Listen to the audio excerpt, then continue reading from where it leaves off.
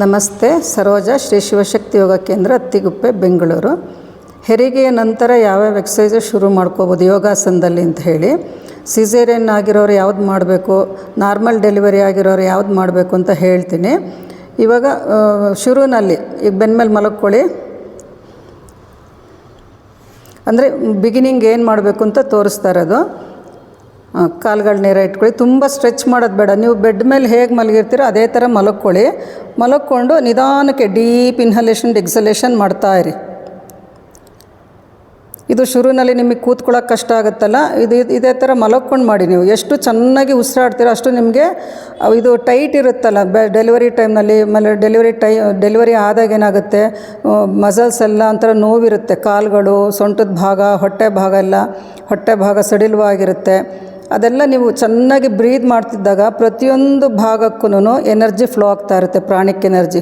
Deep inhalation ಎಕ್ಸಲೇಷನ್ ಮಾಡ್ತಿರೋ ಇದೇನು ತುಂಬ ಕಷ್ಟ ಆಗೋದಿಲ್ಲ, ಎಲ್ಲರೂ ಮಾಡ್ಕೋಬೋದು. ಈಗ ಅಲ್ಲೇ ಕಾಲು ಲಾಕ್ ಮಾಡ್ಕೊಳ್ಳಿ, ಆ್ಯಂಕಲ್ ಲಾಕ್ ಮಾಡಿ. ಆ್ಯಂಕಲ್ ಲಾಕ್ ಮಾಡಿಕೊಂಡು ಸ್ಟ್ರೆಚ್ ಮಾಡ್ಕೊಳ್ಳಿ. ಸ್ಟ್ರೆಚ್ ಮಾಡ್ಬೋದು ಅಥವಾ ಹಾಗೆ ಫ್ರೀ ಬೇಕಾದರೂ ಬಿಡ್ಬೋದು. ಈ ಥರ ಇದನ್ನಷ್ಟೇ ಉಸಿರಾಟವನ್ನು ಗಮನಿಸ್ತಾ ಇರಬೇಕು ಸ್ವಲ್ಪ ಹೊತ್ತು. ಇದು ಮಾಡಿದಾಗ್ಲೂ ನಿಮಗೆ ಮಸಲ್ಸ್ ಟೈಟ್ ಆಗುತ್ತೆ, ಅಂದರೆ ಹಿಪ್ ಮಸಲ್ಸ್ ಟೈಟ್ ಆಗುತ್ತೆ, ಮತ್ತು ಕಾಲುಗಳು ಸ್ಟ್ರೆಚ್ ಆಗೋದ್ರಿಂದ ರಿಲ್ಯಾಕ್ಸ್ ಆಗ್ತಾ ಇರುತ್ತೆ. ಹೊಟ್ಟೆ ಭಾಗಕ್ಕೂ ಎಕ್ಸಸೈಸ್ ಆಗುತ್ತೆ ಇದು ಮಾಡೋದ್ರಿಂದ. ನಿಧಾನ ಕಾಲು ಸಡಿಲ ಬಿಡಿ. ಈಗ ಎರಡೂ ಕಾಲುಗಳನ್ನು ಮಡಿಸಿ ಎಲ್ಲ ಒಂದು 10 ಸೆಕೆಂಡ್ಸ್ 15 ಸೆಕೆಂಡ್ಸ್ ಆದರೂ ಇರಬೇಕು ಸ್ಥಿತಿನಲ್ಲಿ. ಈಗ ನಿಧಾನ ಹಿಪ್ ಲಿಫ್ಟ್ ಮಾಡಿ ಇಳಿಸಿ. ಇದೊಂದು 10 ಸಲ ಮಾಡ್ಕೋಬೇಕು. ಇದು ಸಿಸೇರಿಯನ್ ಆಗಿರುತ್ತಲ್ಲ, ಆಗದೇ ಇರೋರ್ಗು ಸ್ವಲ್ಪ ಸೊಂಟ ನೋವೆಲ್ಲ ಇರುತ್ತೆ ಹೆರಿಗೆ ಆದಾಗ.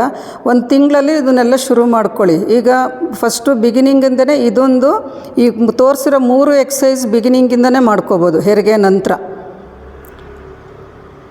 ರಿಲ್ಯಾಕ್ಸ್ ಇದೊಂದು 10 ಟೈಮ್ಸ್ ಮಾಡ್ಕೊಳ್ಳಿ. ಈಗ ಕಾಲು ಮೇಲಕ್ಕೆ ಬನ್ನಿ, ಮೇಲಕ್ಕೆ ಬಂದು ಕೂತ್ಕೊಳ್ಳಿ.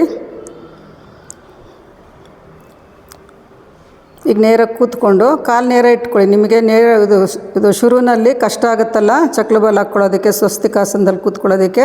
ಈಗ ಹಂಗೆ ಕೂತ್ಕೊಂಡು ಡೀಪ್ ಇನ್ಹೇಲ್ ಎಕ್ಸೇಲ್ ಮಾಡಿ. ಬೆನ್ನು ನೇರ ಇರಬೇಕು. ನಿಧಾನ ಉಸಿರು ತೊಗೊಳ್ದು ಉಸಿರು ಬಿಡೋದು, ಕಣ್ಣು ಮುಚ್ಚಿ ಮಾಡ್ತಾಯಿರಿ.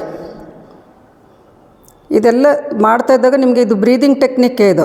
ಬಿಗಿನಿಂಗಲ್ಲಿ ಇದೆಲ್ಲ ಮಾಡಿಕೊಂಡ್ರೆ ನಿಮಗೆ ತುಂಬ ರಿಲ್ಯಾಕ್ಸ್ ಆಗಿರುತ್ತೆ. ನೆಕ್ಸ್ಟ್ ವಿಡಿಯೋದಲ್ಲಿ ಏನೇನು ಮಾಡ್ಕೋಬೋದು ಅಂತ ಹೇಳ್ತೀನಿ. ಈಗ ಇದಿಷ್ಟು ಮಾಡ್ಕೊಳ್ಳಿ.